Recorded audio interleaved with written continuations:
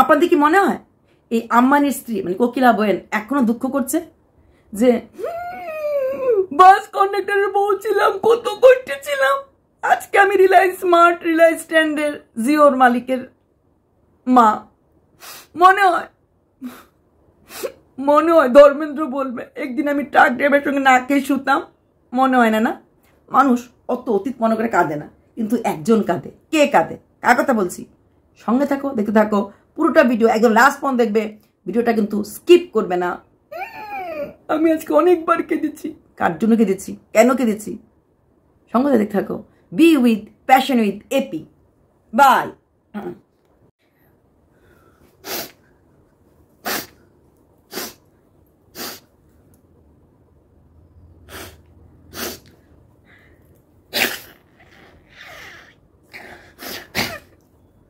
হাসবা না, হাসবা না। যখন আমি কাঁদি তখন হাসো, আর যখন বাকি দুনিয়ার লোকরা কান্না করে তখন তো হাসো না। কার জন্য কাঁদছি?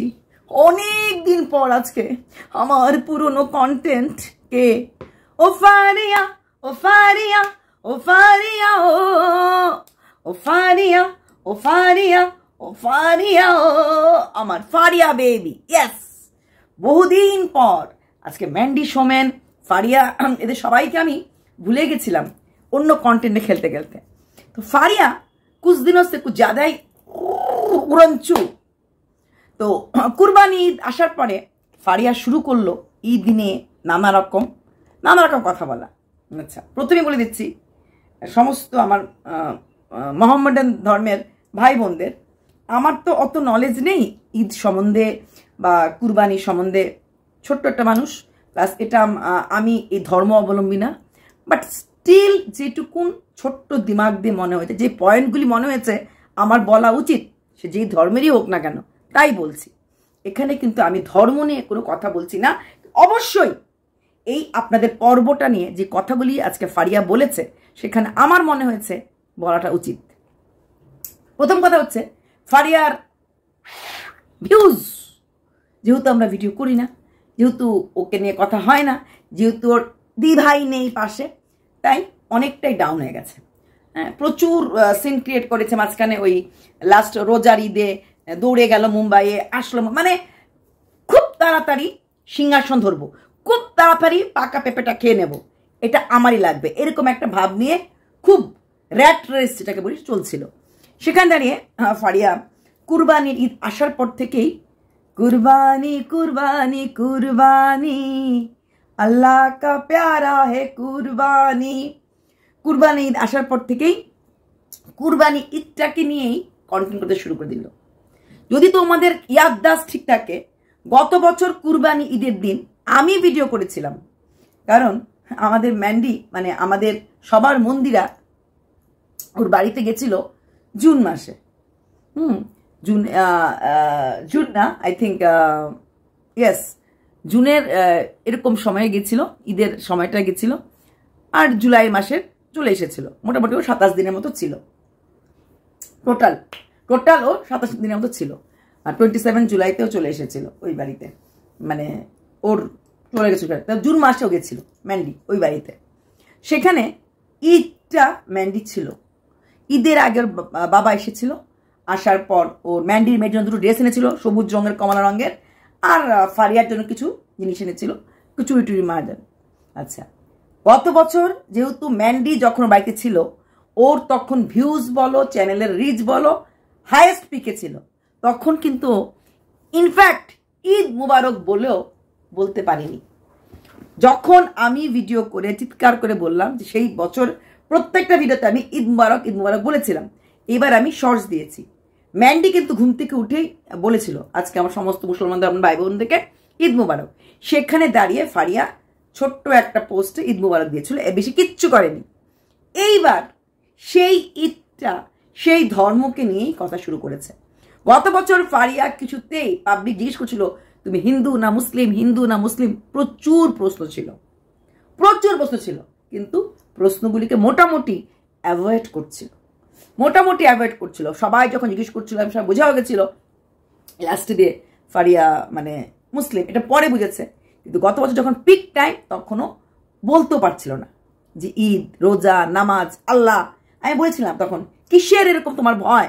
ভিডিওটা আছে ছাড়া, যে তুমি জোর গলায় বলতে পারছো না যে সবাইকে জোর ঈদ মুবারক, ঈদ তোমার ধর্ম নাও। আমিও তো বলেছি, আমি মেরি ক্রিসমাস বলি না, ঈদ মুবারক বলবো, শুভ বিজয় বলবো, গুরু নানক জয়ন্তী বলবো। এটা আমাদের পর্ব, যার যার ধর্ম তার কাছে থাকবে।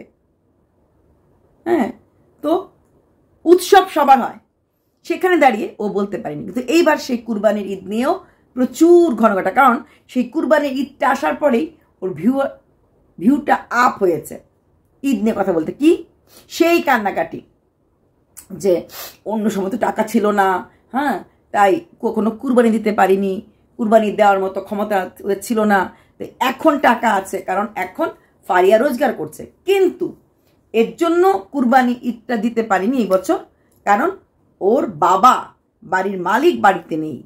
এই একটা কথা। আবার আরেকটা কথা যেটা শুনলাম, যেটা অনেকে কুরবানি ঈদ দিতে গেলে কিছু টাকা থাকতে লাগে ব্যাংকে, সোনা না থাকতে লাগে ব্যাংকে, সেটা নাকি ওদের নাকি নেই। ইনফ্যাক্ট ফারিয়ার মা যে কানেরটা পরে সেটাও নাকি সিটি গোল্ডের, আর শুধু ওদের নাকেরটা আছে সোনার। আর ফারিয়া একটা কানের পেয়েছে, সেটাও কিন্তু গিফট করছে, যে দিদি বাড়িতে গেছে দিদি গিফট করেছিল, মনে আছে?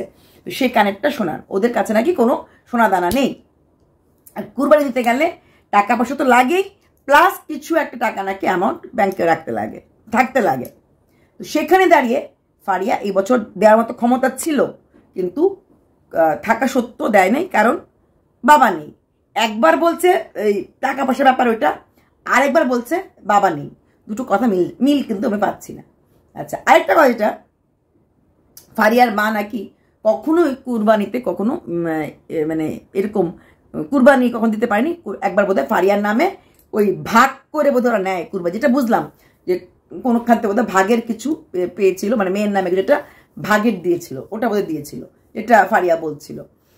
তো নেক্সট ইয়ার ইচ্ছা আছে ওদের খাসিকে বলি দেওয়ার। আচ্ছা, খুব ভালো কথা, নেক্সট ইয়ার বাবা থাকবে তাহলে খাসিকে বলি দেবে। এবার দেয়নি, নেক্সট ইয়ার মধ্যে ওদের টাকা পয়সা আরো ব্যাংকে থাকবে। আচ্ছা, তারপরে ফারিয়ার মার সেই নেকু কান্না, কোথা থেকে কুরবানি দেব, ঘরে পয়সা নেই। আচ্ছা, ঘরে পয়সা নেই, কিন্তু ঘরে স্কুটি আছে। ঘরে পয়সা নেই, ঘরে ফ্রিজ আছে। ঘরে পয়সা নেই, ঘরে এসি আছে।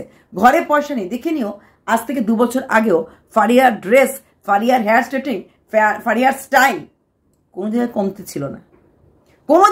ছিল না। কিছু হলেই এই ফারিয়ার এই ঠ্যাং সুন্দরী মা নেকা কান্না করতে বসে যায়। আল্লাহর নামে সে কুরবানি দেবে, এটা নিয়ে সে 3 বছর আবার ভাবছে। ও এখানে বুঝি এগুলি বুদ্ধ হয়, এখন বলবে ফ্রিজ, এসি, স্কুটি সব ইএমআই কিনেছি, কুরবানির বলিটা তো ইএমআই দিতে পারবো না। ছোট খাসি তো হয়, ছোট পাঠার তো হয়। যদি সত্যি আল্লাহর পেয়ারা থাকতো তাহলে কিনতে পারতো। কিছুদিন আগেও ঘরে রং, বাইরে লাইটিং, দিওয়ালির আগে লাইটিং, ডিসেম্বর আগে এসে এগুলি করা হয়েছে। দিওয়ালি না, সরি, ঈদের আগে লাইটিং করেছিল। তো এগুলি করা হয়েছে। মাথায় থাকতো যে আমি কুরবানিতে এবার কুরবানি ঈদে বলি দেব, হ্যাঁ, যারা ধর্ম বেশি মানে, এই রংটা নয় পরে হবে, বাইরের রংটা নয় পরে হবে, এই টাকাটা আমি জমিয়ে রাখবো আমার কুরবানি ঈদের বলি দেওয়ার জন্য। মনে ছিল না। পাবলিককে বোকা বানাতে লাগবে, উল্লু বানাতে লাগবে। ধর্মটার কথা বলতে খুব খুশি। কদিন ঈদের দিনও এই ফারিয়া ওড়না নিয়ে বসেনি, যেটা কিনা এই ধর্মে মারাত্মক। নাইটি পরে করুক। ইনফ্যাক্ট ফারিয়ার মাও নাইটি কখনোই ওপরে ওড়না দিয়ে মাথা ঢেকে ভিডিও করতো না।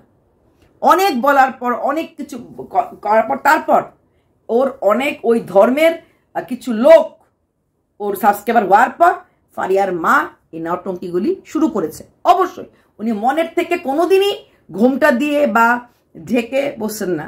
যেই মহিলা হাঁটু বন্ধ ঠ্যাং দেখাতে পারে, এটা কিন্তু ধর্মীয় অসম্ভব ব্যাপার। ধর্মের জন্য না, কোনো মানুষই, কোনো মহিলাই ঠ্যাং দেখাতে পারে না। যেভাবে উনি নাইটি পরে পুরো পা দেখিয়ে উনি অন ক্যামেরায় দেখিয়েছেন, যেভাবে ফারিয়া নাভি দেখিয়ে নাচ করেছে, সেটা বোধহয় খুব সম্ভবত সম্ভব না। তো এরা এখন ধর্মটাকে নিয়ে খেলছে। খেলার জিনিস কি পেয়েছে? ধর্ম। একটা কথা ফারিয়া বলেছে, 9 বছর ধরে ওরা গরু খায় না, কারণ গরুতে ওর ইসের নাকি নার্ভের প্রবলেমে নাকি গরুটাতে এফেক্ট হয়, তার জন্য আর খাওয়া হয় না। আর ফারিয়া নাকি জীবনে কোনোদিনই খায়নি।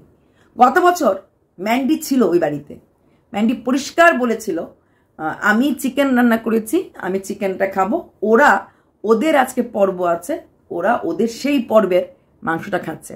এবং রাত্রেবেলা ম্যান্ডি আর ম্যান্ডির মেয়ে শুধুমাত্র ওই চিকেনটা দিয়েই খেয়েছিল এবং বলেছিল ওরা খেয়ে নেবে ওদের পর্বের জিনিসটা দিয়ে, আমি আর আমার মেয়ের চিকেন খাবো। তাহলে ওই পর্বের জিনিসটা বলতে কি ছিল, কি ছিল?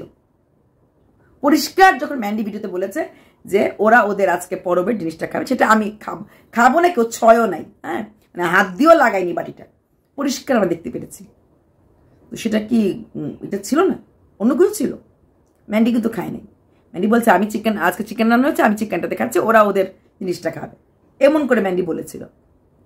এখানে আবার সুন্দরী বলল যে অনেক অনেক রকম মাংস খায়, হ্যান খায়, ত্যান খায়। এখানেও কিন্তু ম্যান্ডিকে ঠুসে দিল। যদিও একটা ভিডিওতে কালকে ম্যান্ডি প্রশংসা করলো, আজকে যা কিছু হয়েছি দিদি ভাইয়ের জন্য হয়েছি, দিদি ভাই না থাকলে কিছু হতে পারতাম, এটা বলার কি আছে? আমার মিথ্যা কথা বলেছে যে এই ঈদের সময় থেকে, ঈদের দিন থেকেই আমার ভিডিও শুরু, আগে পুরোপুরি মিথ্যা কথা।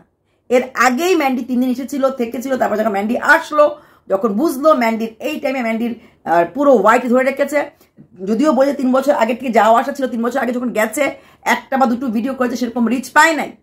তারপর যখন ম্যান্ডিকে নিয়ে আসলো এবং ভিডিও দিতে শুরু করলো, রিচ, কারণ ম্যান্ডির ওই বদনামটার মধ্যে সবচেয়ে বেশি ম্যান্ডির হয়ে দালালিগিরি কিন্তু এই মেয়েটাও করেছে। এই মেয়েটাও একটা বাচ্চা মেয়ে, সেটা হোটেলও ঠিক করে দিয়েছে, হ্যাঁ। সেইখানে দাঁড়িয়ে আজ কি বললো যে ঈদের সময় থেকে আমাদের ভিডিও করা শুরু হচ্ছে, মোটেই না। এর আগেই ম্যান্ডি 3 দিনের জন্য এসে থেকেছিল, ম্যান্ডি চলে গেলো, তারপর ভিডিও করা শুরু হলো। ওই 3 দিনে একটা নিজের ফেস ভ্যালুটা বাড়ালো, তারপর আবার বললো হ্যাঁ চাইলে তো ভিডিও আগে থেকেই করতে পারতাম, 3 বছর আগে থেকেই করতে পারতাম। এর জন্য করেনি, চেষ্টা করেছিল, ইউটিউব চ্যানেল খুলেছিল, আপনি নাচ গান করে করলো, কিন্তু চলে নাই ভিডিও। ম্যান্ডির বিপদটা হলো, তাই ওখানে গিয়ে রাস্তা ধরার পর হলো। ভালোবাসার জন্য মানুষকে না এইভাবে সামাজিক মাধ্যমে ঠ্যাং সুন্দরী ছোট করা যায় না। বলো বলো তুমি আমার বড় মেয়ে, বলো বলো। তারপর সেই মেয়েকে ম্যাগি বলে ডাকতে কোনো মা পারে না, তুমি পেরেছ। তারপর সেই মেয়েটা কিভাবে জ্বালিয়েছে না জ্বালিয়েছে এটা নিয়ে কথা বলতে কোনো মা পারে না, তুমি পেরেছ, তুমি পেরেছ। এইটুকুন দিয়েছ, এতটা নিয়েছ। মেয়ের কাছ থেকে মা টাকা চেয়ে খাওয়ার খরচ বলতে পারে না, কতটা কি জল খেয়েছে, জলের অনেক টাকা উঠেছে এটা বলতে পারে না, এসির লাইটের বিলের কথা বলতে পারে না, সব বলেছ। তোমরা হচ্ছ 1 নম্বরের মা আমি স্বার্থপর। তারপর আরো চেয়েছিলে, আরো চুষতে, ওই অপারেশনের নাম দিয়ে, ওষুধ খাওয়ার নাম দিয়ে। ম্যান্ডি বেঁচে গেছে, ওই সময় পালিয়ে গেছে। অপারেশনটা প্রিপন করা হলো, নভেম্বরে করার কথা ছিল, জুলাইতে অপারেশন হলো। কারণ কি? ম্যান্ডি থাকতে থাকতেই ম্যান্ডির ঘাটটা মুচড়ে ততটুকুন বা ততটুকুন রোজগার করে নেবে। আর ম্যান্ডি সেটা বুঝেই চলে গেছে।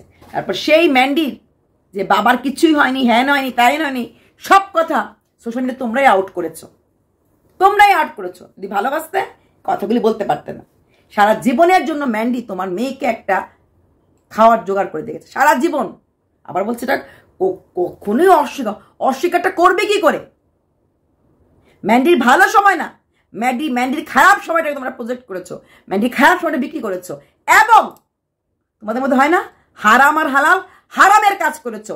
একটা বিবাহিত মেয়েকে অন্য পুরুষের সাথে মিলিত হওয়ার জন্য তোমার এই আনম্যারিড মেয়েটা হোটেল ঠিক করে দিয়েছে। ওই পাপ কাউকে ছাড়ে না, আল্লাহ ছাড় দেয়, ছেড়ে দেয় না, বুঝলে ঠ্যাং সুন্দরী? তারপর এই যে বললো 9 বছর ধরে খায় না, গত বছর কি ছিল? তারপর যেটা বললো গত বছর ঈদের থেকে নাকি শুরু করেছে, ও মেইন ভিডিও করে আগের থেকে শুরু করেছে। তো কতগুলি মিথ্যা আমরা পেলাম, কতগুলি মিথ্যা পেলাম। তারপরে বললো কিছু একটা টাকা দান করবে কোনো জায়গাতে। আর এটাই কথা, ডান হাতে দান করলে বা হাতে যাবে। ঠিক যেমনি ওই দীপিকা পাড়ুন কুপন এনেছিল, বাচ্চা মেয়েকে রাখা আর বাচ্চা মেয়েকে শুধুমাত্র কন্টেন্ট কন্টেন্ট কন্টেন্ট। মুম্বাই চলে গেল অপারেশনের পর, এমন আশা আসলো, রোজার ঈদটাই করতে পারলো না আমাদের ঠ্যাং সুন্দরী, অসুস্থ হয়ে পড়লো। কারণ মেয়েটার এতটা খাই খাই খাই খাই, বললাম না যে কুরবানির ঈদ হ্যান ত্যান টাকা পয়সা মেনলি মুম্বাইতে না গেলেও হতো। আচ্ছা, এবার আরেকটা কথা আসছে, এটা আমরা যারা হিন্দু ধর্মের আমরাও জানি, এলো এলো এলো খুশির ঈদ এলো, ঈদ মানেই খুশির। সেখানে দাঁড়িয়ে আমাদের ফারিয়া বলছে আজকে ঈদ, না জানি কত প্রাণের বলি হবে, কত কিছু হবে। তা বলি নেক্সট ইয়ার তুমি কুরবানি দেবে? তুমি কি মিষ্টি কুমড়া বলি দেবে? প্রাণ বলি দেবে না? আর যেখানে আল্লাহর পেয়ারা, আচ্ছা কুরবানি নিজে খাবে, আত্মীয়জনকে দেবে, পরিজনকে দেবে, এবং কিছুটা অংশ গরিবকে দেবে। একটা যে কোনো মাংসকে তোমরা এতগুলি ভাগে ভাগ করার কথা বলা হয়েছে, তাই তো? নিজের বাড়ি, আত্মীয় স্বজন, তারপর পাড়া প্রতিবেশী, তারপর কিছুটা হচ্ছে গরিব লোকদের। সেখানে দাঁড়িয়ে কি বলছে ও, যে এই ঈদটা দুঃখের ঈদ, কারণ প্রচুর এখানে কুরবানি হয়। আর ওই যে রোজার ঈদ রাখা হয়, একটা হচ্ছে বকরি ঈদ, আর একটা হচ্ছে ঈদুল জাহা, আর একটা বোধ হয় ঈদুল ফিতর, এরকমই দুটো নাম, ঈদুল ফিতর আর ঈদুল জাহা, ঈদুল জাহা বা ঈদুল আধার এরকম কিছু বলে। যাই হোক, এটা হচ্ছে দুঃখের ঈদ। ঈদ মানেই খুশির ঈদ, ঈদ মানে নতুন কাপড়, ঈদ মানে ভালো খাওয়া দাওয়া। এমনকি এই ঈদটাতে, এই বকরিতে গরিবরাও মাংস পায়, কারণ ওই যে বড় লোকরা কাটার পর দান করার জন্য ওদের একটু হলো ঘরে ঘরে গিয়ে দান করে। আমি দেখেছি অনেক ভিডিওতে, এরকম একজন ইউটিউবারকে দেখেছি এরকম করে করে মাটির সাথে অনেকগুলি ভাগ করেছে, করে অনেকের ঘরে ঘরে ঘরে ঘরে ঘরে নিয়ে একটা মানে গরিব এলাকাতে অনেকের ঘরে ঘরে ঘরে ঘরে ঘরে ঘরে গিয়ে দিচ্ছে, মাংস দিচ্ছে, দেখেছি আমি। তাহলে কথাগুলি কেন? তোমার যদি মনে হয় এই কুরবানি মানে কিছু রক্ত যাওয়া বা কিছু প্রাণ বলি হওয়া, তুমি যে মানত করলে, তুমি যে বললে নেক্সট ইয়ার করবে, নেক্সট ইয়ার বলি হবে না? নেক্সট ইয়ার কারোর প্রাণ যাবে না? তাহলে এক মুখে দুই কথা কেন? আজকে আবার সুন্দর কথা হচ্ছে, আজকে কথাটা হচ্ছে দারুণ। আজকে কথাটা হচ্ছে ওর মার বিয়ের পর থেকে অত্যাচার কিভাবে হয়েছিল। আচ্ছা, বিয়ে হয়েছে বাড়ির বড় ছেলের সাথে, একটা পরিবারের বড় ছেলের সাথে। আচ্ছা, সেখানে দাঁড়িয়ে প্রথমে কি বলছিল, কালকেও বলেছে ওরা খুব গরিব ছিল, রোজগার হতোই না। তারপর আশাকর্মী হলো, এতে একটু রোজগার হলো, এতে ওনার কোনো অহংকার নাই। চাকরি করে দেখে বাড়িতে 3টা মাত্র লোক, অনলি 3 জন। হাজব্যান্ড দর্জি কাম করতো, নিজে রোজগার করতো, তারপরও নাকি সংসার চলতো না। সংসারের মধ্যে কন্টিনিউয়াস নাকি ঝগড়া চলতো। 3 জন লোক, তার মধ্যে অভাব। 3 জন লোকের মাঝেও এতটা অভাব, ভাবা যায়? একটা রিক্সাওয়ালা, ঠেলাওয়ালা, ওরাও কিন্তু 4-5টা বাচ্চার মা হয়ে সংসার পালে, ওরাও কিন্তু 2টো ভাত খায়। সেখানে এই ঠ্যাং সুন্দরীর হাজব্যান্ড পেট সুন্দর 3টা লোককে খাওয়াতে পারতো না। তারপর বিয়ে হলো, বিয়ে হওয়ার পর বাড়ির, নিজেই বাড়ি বলছে 6 ভাই, সেখানে বাড়ির বড় ছেলের ইনকামে খাবে বলে বড় ছেলেকে 29 বছর বয়সে বিয়ে দিয়েছে। সেখানে ঠ্যাং সুন্দরীকে বিয়ে করার পর ঠ্যাং সুন্দরী এতটাই গুণবতী মহিলা, মাত্র 1 বছরের মাঝে উনি আলাদা হয়ে গেলেন। আলাদা হয়ে বাড়িতে থাকলেন 2 বছর, সেখানেও বনিবন্ত নেই। ঠ্যাং সুন্দরীকে দেখলে পরে মনে হয় কারোর সাথে বনিবনা খেতে পারবে। তারপর চলে গেছিলেন ভাড়া বাড়িতে, এবং সেই ভাড়া বাড়িতে যাওয়ার পরও প্রচণ্ড মারপিট। তখনকার দিনে এরকম গ্রাম সাইডে, হ্যাঁ, এরকম মানে অতটা হাই প্রোফাইলও না, সেখানে আলাদা হওয়া, বাড়ির থেকে বেরিয়ে যাওয়া, ভাড়া থাকা কতটা চলতো বলো তো? মানলাম শ্বশুর বাড়ির লোক খুব খারাপ ছিল, কিন্তু ওই বাপের বাড়ির লোকও তো মারপিট খাওয়ার পর বা কিছু খাওয়ার পর পাশে আসতো না, বা এখনো সেরকম পাশে নেই। কিন্তু এইসব স্টোরি বলে, এইসব, আর প্রতিটি মানুষের অতীত থাকে, এইভাবে কেঁদে কেঁদে করলেই ভিউজ পাওয়া যায়, তাই না? প্রতিটি মানুষ, কেউ পৃথিবীর কোনো লোক এক চান্সে বড় লোক হয় নাই। সেই আম্বানি, ধীরুভাই আম্বানি বাস কন্ডাক্টর ছিল, উনি কি বড় লোক হওয়ার পরেই বলবে বাস কন্ডাক্টর ছিলাম, আজকে আমি জিওর মালিক, রিলায়েন্স ট্রেন্ডের মালিক, আজকে আমি রিলায়েন্স মার্টের মালিক বলবে? আম্বানি বউ তো বেঁচে, কোকিলা বেন তো বেঁচে আছে, বলবে ছিলাম কন্ডাক্টরের বউ, সংসার চলতো না, বলবে? কেউ একসাথে বড় লোক হয় না। কিন্তু এই গরিব গরিব গরিব, এই গরিবটাকে, এই দারিদ্রটাকেই অ্যাসেট করে এগিয়ে চলেছে। 3টা লোকের কি দারিদ্রতা রে?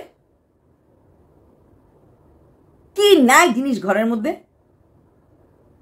তো বলতে লাগবে ওই যে কৃষ্ণচূড়া গাছটা ছিল, ওইখানে যে লাল ফুল ফুল ফুটতো, সেই কৃষ্ণচূড়া গাছ আজকে নেই, ওই জায়গায় পদ্ম ফুল লাগানো হয়েছে। কাঁদতে হয়। শ্বশুরবাড়ির কথা 5 বছর কথা, আগের কথা, কাঁদতে হয়। সেই শ্বশুরবাড়ির জমিতেই কিন্তু ঘর বানিয়ে আছো, কিন্তু এখন ভিউয়ার্সদেরকে টানতে লাগবে শ্বশুরবাড়ি শ্বশুরবাড়ি শ্বশুরবাড়ি বলে, তার জন্য টানাটানি, তার জন্য টানাটানি, ভিউয়ার্সদেরকে টানতে লাগবে। চলো, অনেকদিন পরে ফারিয়াকে নিয়ে ভিডিও করলাম, ভিডিওটা একটু বড় হয়েছে, প্লিজ স্কিপ না করে দেখে নিও। বাই।